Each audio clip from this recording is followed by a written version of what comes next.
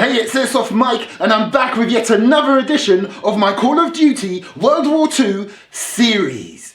The series where I try and collect as many Airsoft versions as close as possible to the ones that are featured in the very popular video game, Call of Duty World War II.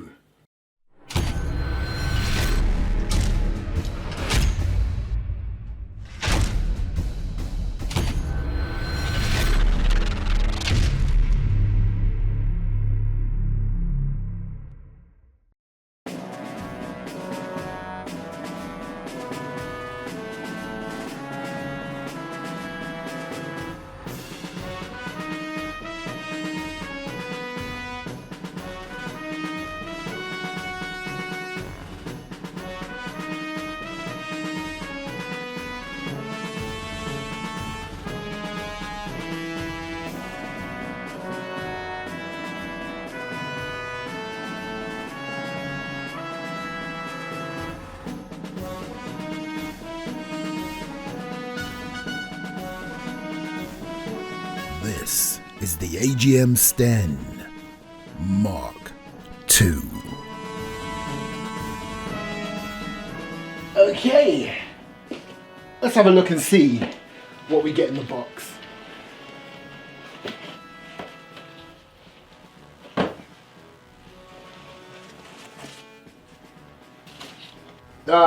Very nice. I much prefer this type of packaging than the other stuff that gets all over the place. So let's get rid of the poison, and yeah, let's get rid of these free BBs, and what else? Right, okay, everything else. No, I tell you what, there's a free charger here. Yeah, we'll get rid of that as well. So, down to the good stuff.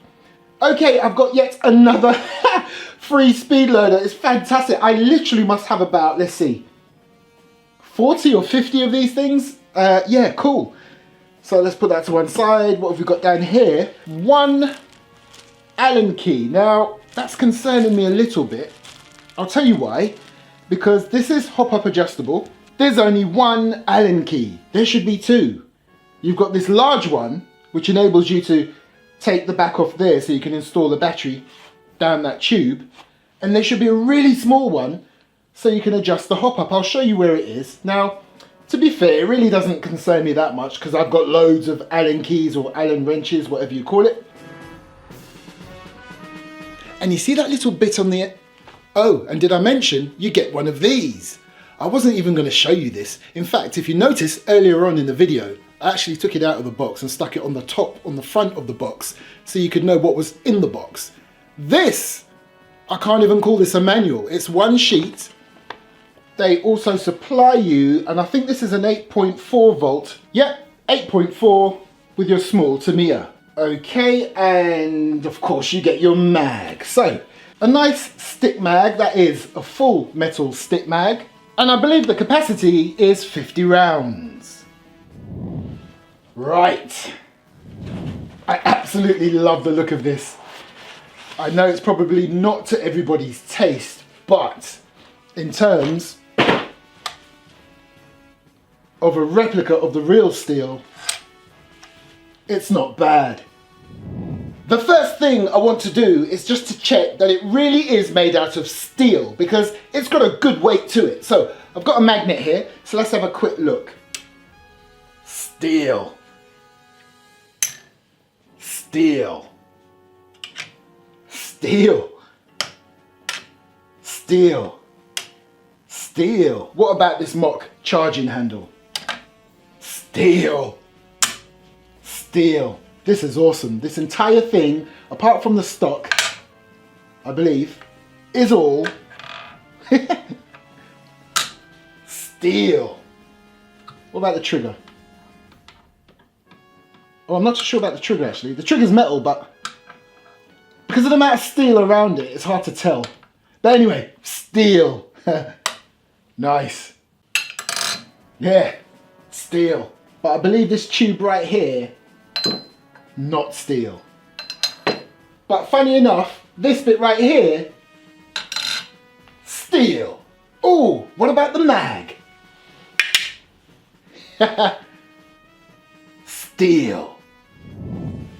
Do you know, forgive me for saying, there's something about this reminds me of the grease gun. Now we all know the Sten and the grease gun were cheaply made and were mass produced and used during World War II and other periods of time. But still, just the overall appearance of this, it reminds me of a grease gun. And if I'm correct in saying, you can use the Airsoft MP40 mag in an Airsoft Sten. Okay, so let's look through some of the features of this, and it's got some great little features that mimics the real steel. I'll start straight away with where you put the mag. Now if you look at it, it looks like you just put the mag straight up in the gun like that. It looks like any other normal AEG or whatever, even real steel, but no, just like the real steel, you have to spin this around. Because if you were to put the magazine in the position it's in now, you will see that there's nowhere for the BBs to be fed. So again, just like the real steel, you pull this down, you twist this around like that, and then look. Nice. And then of course, although this is a mock bolt, it gives you that open bolt feature, which is great because on the real steel Sten MK2, it's an open bolt submachine gun. However, you see this mock bolt handle right there? It's all over the place, look. It doesn't do anything other than revealing the ejection port or mock ejection port. And yeah, it doesn't do anything. It doesn't cock the gun. However, there is one saving grace. It doesn't have to be loose. All you do is just pick your favorite spot along here and then you can tighten it and then it won't move. So because this is supposed to be an open bolt submachine gun, I'm just gonna shove it up here, out of the way, tighten it up. See? Not an issue. Or is it? Because if you give it a good old shake, this will probably come loose because this particular one, I don't know if it's all of them, it doesn't quite bite hard enough on the body of the Sten. So you could literally just knock it back, even though I have screwed it down as much as possible. But there is another solution. Do you have a man drawer? Now you're thinking, what the hell is a man drawer? You know, most of us that have man caves, there's a random drawer, whether it will be in the man cave, whether it will be in your kitchen at home or your studio, YouTube studio. It's just a drawer full of whatnots. A drawer full of nothing, but it's full, if you see what I'm saying. You know, like all the sort of stuff you don't really need, but one day out of the blue you find something in there that will be really handy. This is a washer. This is the Sten MK2 mock bolt handle.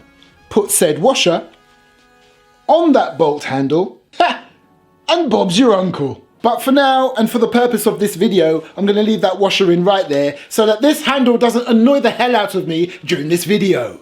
Right, so now that I've turned that magwell around, shall we complete that picture? Oh, that infamous Sten look with the magazine on the side. When I first saw one of these, I thought, how weird. But now I'm thinking, how unique, how tactical, how different. And that's one of the main reasons why I love this little beast. Okay, as I'm talking about the different features of this Sten MK2, I will also give you the negatives along with the many positives in my opinion. Let me give you a negative. Watch. You see that? But then it dawned on me. All is not lost. I can turn a negative to a positive. Just get yourself a little screwdriver and tighten up these little screws.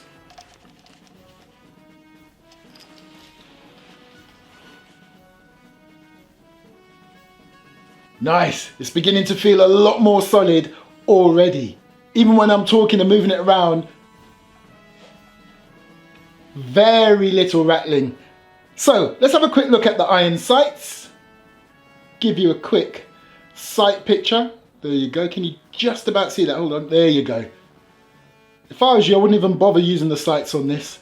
This is the type of airsoft gun that you just spray and pray, and some people say it's the same thing with the real steel.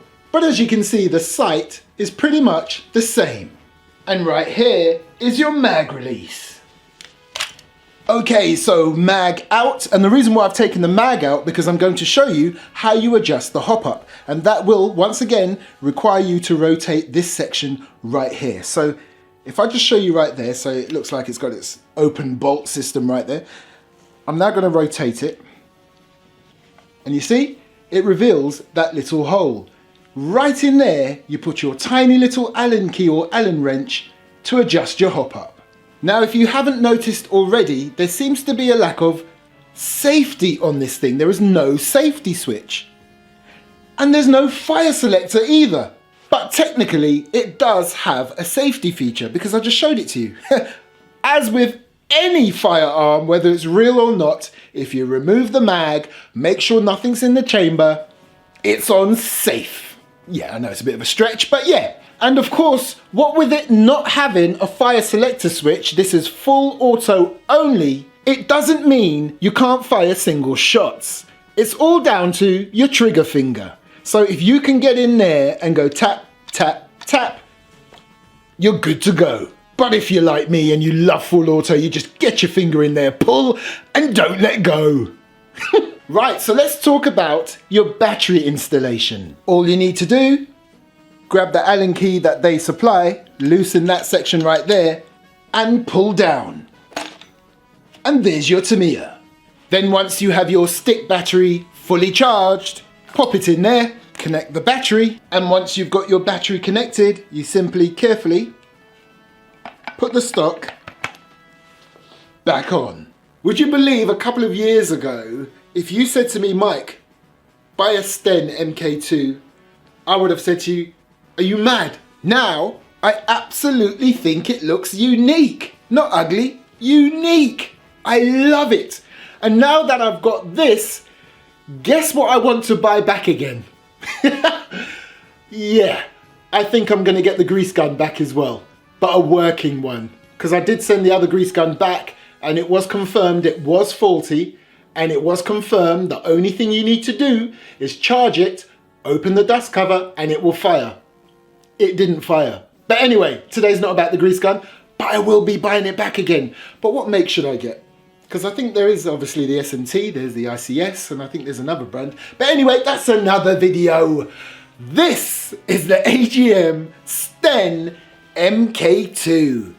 As used in the Call of Duty World War II video game, as used in real life during World War II by the British, and then later on by other nations. But oh my gosh, I love it. It's unique. It looks great. Shall we get to the shooting range? Okay then, let's do it. Shall I say it? Might as well. Let's take it to the range.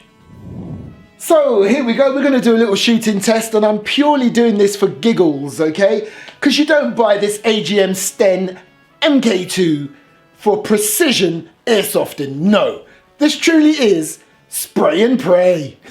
So what I'll do, I will aim, keep it simple, I will aim for this target right there. I'm literally just going to pick this up, walk my distance, and just point it in that direction.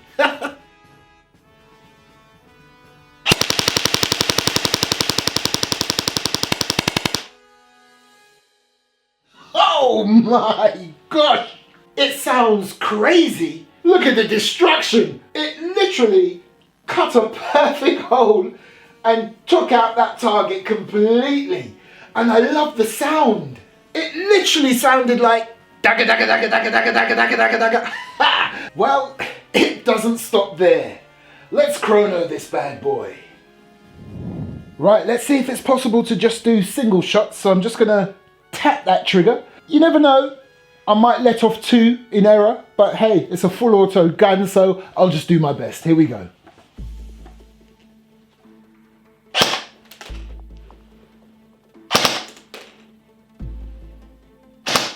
Oh, it's so hard to just pull off one shot.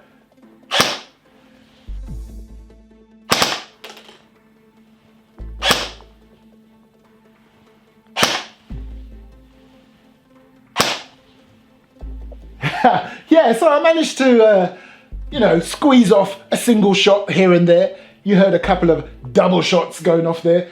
So, you know what, I'm going to put that around 350, yeah? Leave it at that, about 350 FPS, in and around that sort of figure. Okay, so let's have a quick test of the rate of fire. Remember, it's only got a standard 8.4 volt battery pack in there. It's not a LiPo or anything like that.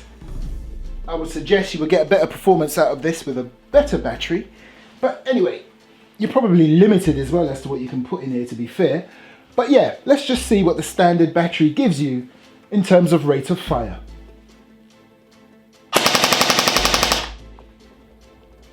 Well, there you go. 11 rounds per second. And a pretty neat FPS. Now, before I go, let me just quickly talk about where you hold this thing. You'll see people using the real version of this, doing target shooting and things like that, and they've got this bad boy holding it right there. Now, in terms of the airsoft version, I wouldn't recommend it holding it there, because sometimes you'll be tempted to even hold it right on the mag itself, and that will cause this bad boy to misfeed. But then I've seen one or two real steel users holding it, where is it again? Just here, right on the barrel shroud. But when I looked into it further, it seems that most people hold it right here. So what do you reckon? As always, hit the comment section and give your point of view. This is the AGM STEN Mark II.